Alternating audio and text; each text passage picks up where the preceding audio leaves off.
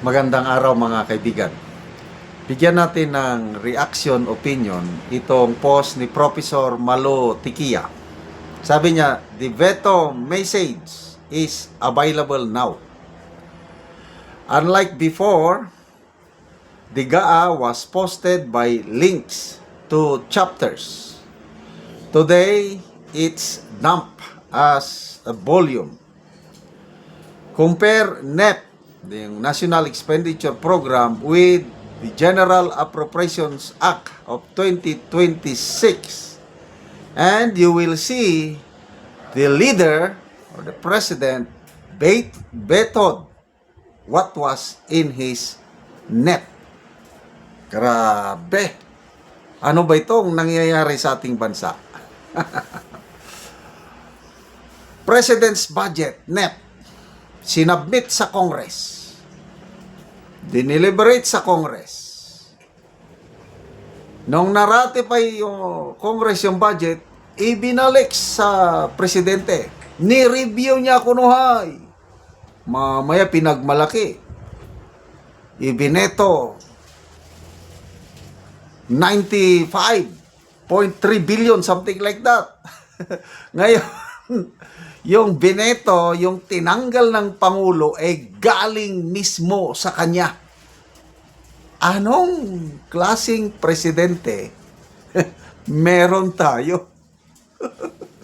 Ay, Diyos ko, hindi ko na maintindihan. Oh, ito na, magbasa tayo sa mga comments. Efren Ribas, the unprogrammed funds were programmed to be vetoed.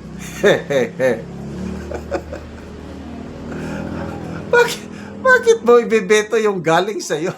Dapat ang ibeto yung isiningit ng mga lawmakers. Hindi pwede ito. Wala ito sa plano ko. Ito ang gusto kong punduhan ninyo. Ayan, ayaw ko. Oh, yun, yung isiningit. Grabe. Unbelievable. Leslie, sabi niya, propose mo, reject mo din, ingot lang.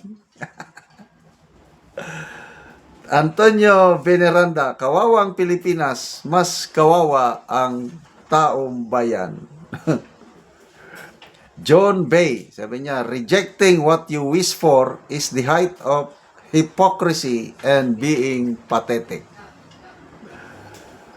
John Kahilig, proposed budget by BBM na nasa 2026 NEP, vetoed by BBM na nasa 2026 GAA. Anong nangyari?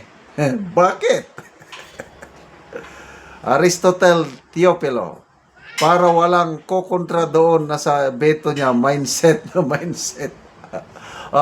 Meron ding post ni Attorney Rowena Guanzon. Sabi niya, basahin niyo ito. Philippine Star opinion. Yung binito ng presidente galing mismo sa kanya.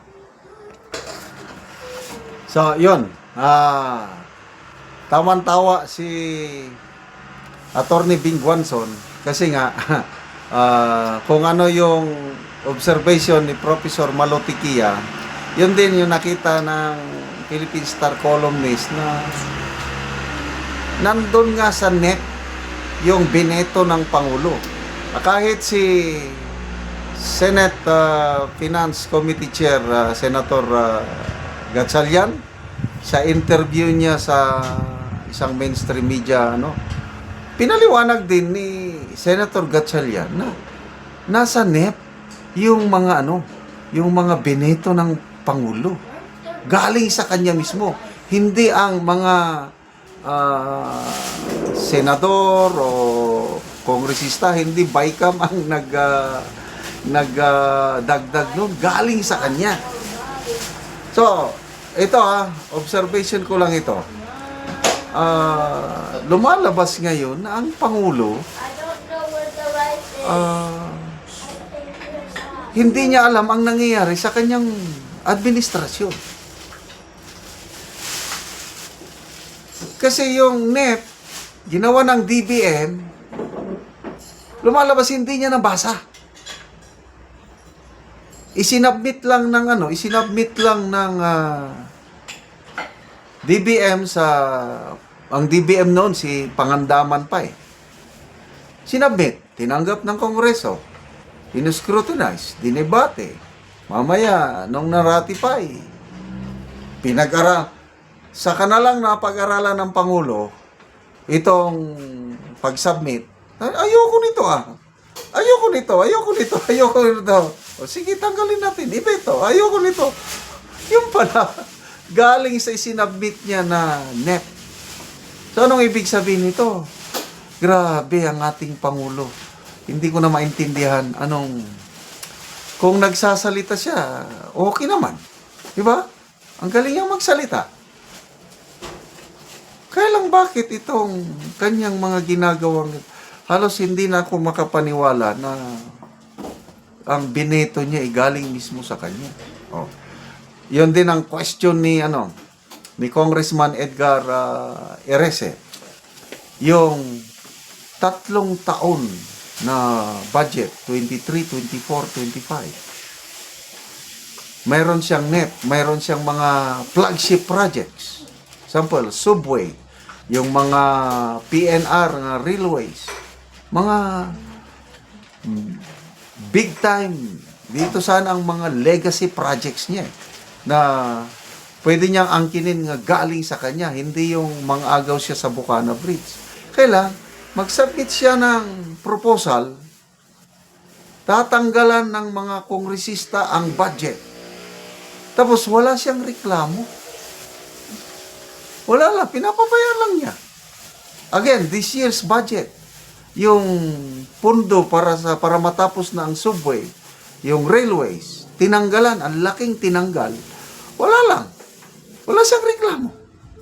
Anong klaseng, kung ako ang presidente at flagship project ko yan, hindi pwedeng tanggalin ninyo. Ipaglaban ko yan. Ibeto ko yan. Kailang wala eh. O ano ang bineto niya? Yung kung ano-anong basta nakakadismaya. Hanggang 2028 pa tayong magtitiis sa ating presidente na yung galing mismo sa kanya, yun ang tinanggal niya. I don't know anong klaseng presidente meron tayo. Salamat mga kaibigan sa inyong pagsubaybay sa ating channel. Nakakatulong kayo ng malaki sa tribong Talandig ng Bukidnon dahil ang income natin sa channel na ito is pantulong po sa tribo. Namimigay tayo ng libreng yero at pako para makapagpatayo sila ng mas maayos na tirahan. Panoorin nyo ang video na ito. Muna ni ang mataga gyero nga mag-atop na sa iyang balay si Kuya.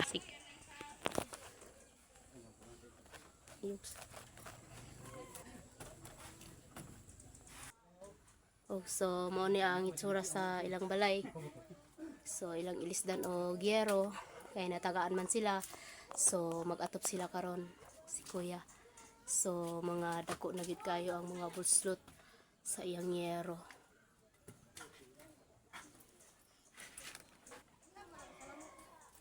So mo po niyang ilang abuhan nga mo nilang kahimtang kung ulan nga wala na gid sila kuanan masilungan tungod sa ilang atop nga trapal lang pod ang naa sa ilang abuhan.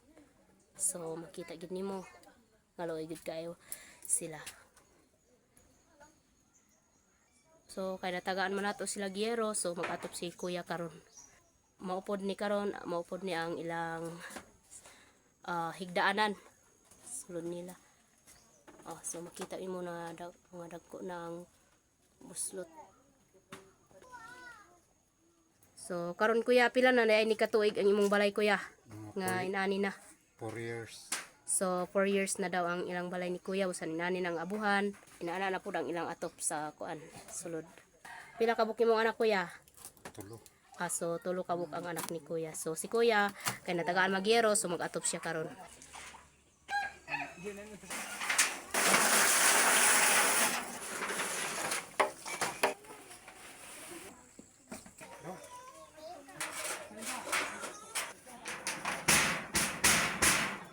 So nahuman na gyud, nindot na gyud kaayo ang atop ni Kuya. Nga buwan di natuluan. Salamat sa Ginoo sa